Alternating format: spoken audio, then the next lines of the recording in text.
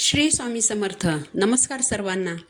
श्री स्वामी समर्थ कृपा या आपल्या मराठी यूट्यूब चॅनलवर सर्वांचं मनापासून खूप खूप स्वागत. दरवर्षी श्रावण महिन्याच्या कृष्ण पक्षातील अष्टमी तिथीला आपण श्रीकृष्ण जन्माष्टमीचा सण साजरा करत असतो. यंदा श्रीकृष्ण जन्माष्टमी आलेली आहे 15 ऑगस्ट 2025 रोजी. आता यंदा अष्टमी तिथी 2 दिवस आलेली आहे. त्यामुळे श्रीकृष्ण जन्माष्टमीचा उपवास केव्हा करावा आणि केव्हा उपवास सोडावा याबाबत थोडा संभ्रम निर्माण झाला आहे. तर याबाबतची माहिती आणि जर तुम्ही उपवास करणार असाल तर तुम्ही कोणत्या नियमांचं पालन करायला हवं याबाबतची सविस्तर माहिती मी तुम्हाला आज या व्हिडिओमध्ये सांगणार आहे. यासाठी व्हिडिओ शेवटपर्यंत पहा, म्हणजे योग्य ती माहिती तुमच्यापर्यंत पोहोचेल. चॅनलवर नवीन असाल, माझे व्हिडिओ पहिल्यांदाच पाहत असाल तर चॅनलला सबस्क्राईब करा.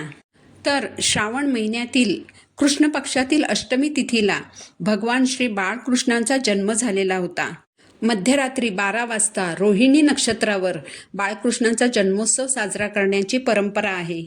आता संभ्रम असा निर्माण होतो की अष्टमी तिथी 2 दिवस आलेली आहे, तर नेमका उपवास कोणत्या दिवशी करायचा.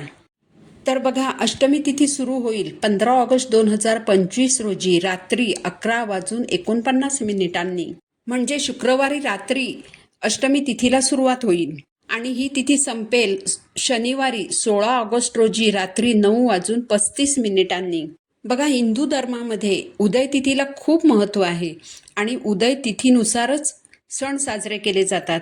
पण यंदा अष्टमी तिथीला सुरुवात होते तीच मुळी 15 ऑगस्टला रात्री 11:50 आणि 16 ऑगस्टच्या रात्री 12 वाजायच्या आत ही तिथी संपणार आहे. आता इंग्लिश कॅलेंडरनुसार रात्री 12 वाजल्यानंतर दुसऱ्या दिवसाला सुरुवात होते, म्हणजेच शुक्रवारी 15 ऑगस्टच्या मध्यरात्री 16 ऑगस्टची तारीख सुरू होईल. तेव्हा रात्री 12:39 भगवान बाळकृष्णांचा जन्म होईल. याचाच अर्थ काय, तर 15 ऑगस्टच्या रात्री 11:50 अष्टमी तिथीला सुरुवात होईल आणि याच रात्री 12:04 ते 12:47 भगवान बाळकृष्णांचा जन्मोत्सव साजरा करायचा आहे आणि श्रीकृष्ण जन्माच्या सेवा सुद्धा याच वेळेत करायच्या आहेत. कारण अष्टमी तिथीच्या रात्री 12:39 भगवान बाळकृष्णांचा जन्म झालेला आहे. बघा, यंदा अष्टमी तिथीला सुरुवात होणार आहे 15 ऑगस्ट रोजी रात्री 11:50. त्यामुळे बऱ्याच महिलांमध्ये संभ्रम आहे की गोकुळाष्टमीचा उपवास कधी करावा. तर गोकुळाष्टमीचा उपवास हा आपल्याला 15 ऑगस्ट रोजी दिवसभर करायचा आहे. जरी अष्टमी तिथीला 15 ऑगस्टला रात्री सुरुवात होणार असली तरी गोकुळाष्टमीचा उपवास हा मात्र आपल्याला 15 ऑगस्टलाच दिवसभर करायचा आहे. दिवसभर तुम्ही उपवासाचे पदार्थ खाऊ शकता. गोकुळाष्टमीचा हा उपवास काही ठिकाणी एकादशीप्रमाणे केला जातो, म्हणजे गोकुळाष्टमीच्या दिवशी दिवसभर उपवास करून दुसऱ्या दिवशी हा उपवास सोडला जातो. तर काही ठिकाणी दिवसभर उपवास करतात आणि रात्री बाळकृष्णांचा जन्मोत्सव साजरा झाल्यानंतर उपवास सोडला जातो. आमच्याकडे गोकुळाष्टमीचा उपवास दिवसभर केला जातो आणि त्याच रात्री 12:39 जेव्हा भगवान बाळकृष्णांचा जन्म होतो त्यानंतर भगवान बाळकृष्णांची पूजा वगैरे करून त्यांना जो नैवेद्य अर्पण केला जातो तोच नैवेद्य ग्रहण करून उपवासाचं पारण केलं जातं. बघा, प्रत्येक भागामध्ये किंवा प्रत्येक प्रांतामध्ये उपवास करण्याच्या आणि उपवासाचे पारण करण्याच्या पद्धतीमध्ये थोडाफार बदल हा होतच असतो. तुमच्याकडे तुमच्या परंपरेनुसार जी पद्धत असेल त्यानुसारच तुम्ही उपवास करा आणि उपवासाचं पारण देखील करा. पण श्रीकृष्ण जन्माष्टमीचा उपवास मात्र आपल्याला 15 ऑगस्ट 2025 रोजी शुक्रवारीच करायचा आहे. तर आपल्याला उपवास कधी करायचा आहे हे आता तुम्हाला कळलं असेलच.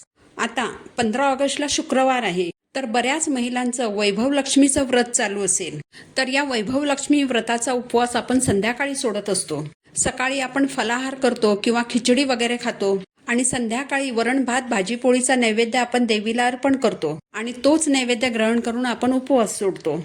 पण 15 ऑगस्टच्या शुक्रवारी आपल्याला गोकुळाष्टमीचा उपवास करायचा आहे आणि हा उपवास आपल्याला रात्री 12:39 नंतर जन्माष्टमी साजरी केल्यानंतरच सोडायचा आहे.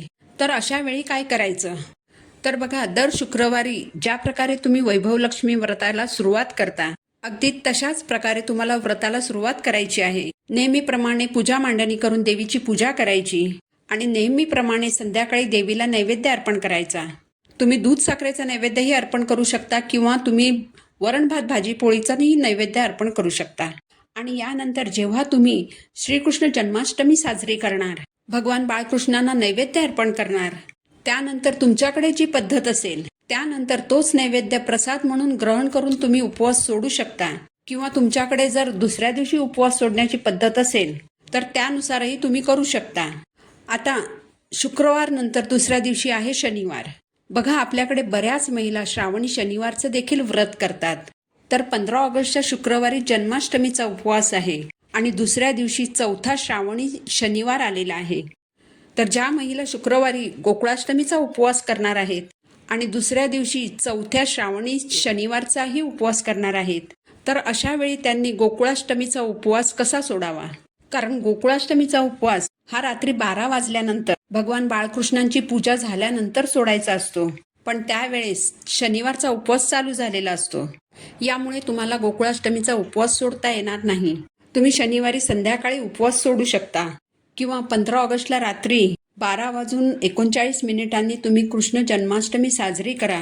भगवान बाळकृष्णांना नैवेद्य अर्पण करा, आरती करा. त्यानंतर जो नैवेद्य तुम्ही भगवान बाळकृष्णांना अर्पण केलेला आहे त्यातील 1 घास भात घ्या, त्यावर थोडंसं वरण टाका. त्या वरण भाताचा तुम्ही थोडासा वास घ्या. यामुळे तुमचा गोकुळाष्टमीचा उपवास सुटेल. यानंतर शनिवारी संध्याकाळी तुम्ही वरण भात भाजी पोळीचा नैवेद्य बनवून तो नैवेद्य देवाला अर्पण करा आणि तोच नैवेद्य प्रसाद म्हणून ग्रहण करून तुम्ही शनिवारचा उपवास सोडू शकता. ज्या गर्भवती महिला आहेत त्यांनी आवर्जून गोकुळाष्टमीची ही पूजा करा. भगवान बाळकृष्णांना पाळण्यात घालून झोका द्या. मात्र गर्भवती महिलांनी शक्यतो गोकुळाष्टमीचा उपवास करू नये. ज्या महिला गर्भधारणेच्या प्रतीक्षेत आहेत त्यांनी गोकुळाष्टमीच्या दिवशी भगवान बाळकृष्णांच्या मूर्तीवर अभिषेक करून अभिषेकाचं पाणी तीर्थ म्हणून पती पत्नी दोघांनी ते तीर्थ प्राशन करायचं आहे. मासिक धर्म, सुतक किंवा विटाळ असेल तर अशा वेळेस तुम्ही उपवास करू शकता, पण पूजा करू शकत नाही. तुम्ही दिवसभर ओम नमो भगवते वासुदेवाय नमः या मंत्राचा जप करू शकता.